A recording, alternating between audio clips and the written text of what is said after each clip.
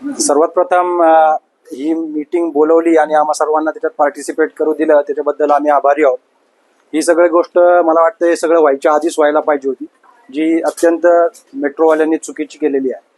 आता तुम्ही झाडं लावण्याची गोष्ट करताय, मी आमच्या एंडला काय चाललंय त्याची गोष्ट करतो. तर सगळ्यामध्ये पुण्यामध्ये हॉस्पिटलची संख्या किती आहे, वाढते बघितलंय का? आज सुद्धा तुम्हाला जर बेड पाहिजे असेल तर आता तुम्हाला आयसीयूचा बेड उपलब्ध नाही. जेव्हा मी या शहरात स्टुडंट म्हणून आलो 1992 मध्ये, त्यावेळेला हार्डली 2-4 हॉस्पिटल होती. आणि मी ससून हॉस्पिटलचा स्टुडंट आहे. ससून हॉस्पिटलला मी 4 वर्ष काम केलेलं आहे.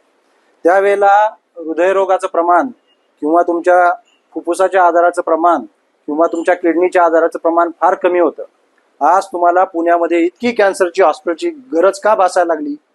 कारण तुम्ही निसर्गाचा ऱ्हास केलेला आहे. तुम्ही त्याच्या उरावरती बसून तुमचा जो विकास आहे तो करण्याचा प्रयत्न करताय.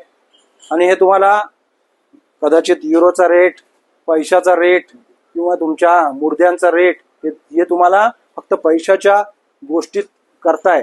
परंतु एखाद्याची आई मरते कॅन्सरने किंवा जेव्हा एखाद्याचा बाप मरतो कॅन्सरने, तेव्हा जी काही नुकसानी त्या फॅमिलीला होते त्याची तुम्ही तुमच्या रुपयात कल्पना करू शकत नाही. आणि या सर्वांना मगाशी साहेबांनी म्हटल्याप्रमाणे या सर्वाला तुम्ही सर्वजण जबाबदार आहात. आम्ही एक नागरिक म्हणून, डॉक्टर म्हणून इथं बोलतोय. फुफ्फुसाच्या कॅन्सरचं प्रमाण प्रचंड वाढलेलं आहे. लोकसंख्या एवढी वाढलेली आहे, ऑक्सिजन मिळत नाहीये. करोनामध्ये बघितलं तुम्ही सर्वांनी.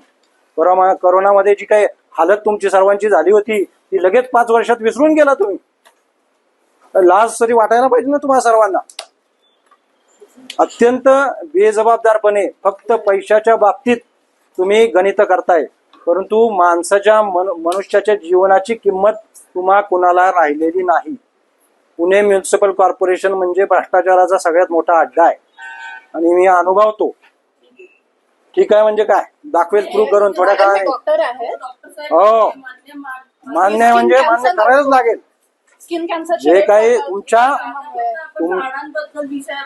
सगळं जोडलेलं आहे, सगळं जोडलेलं आहे.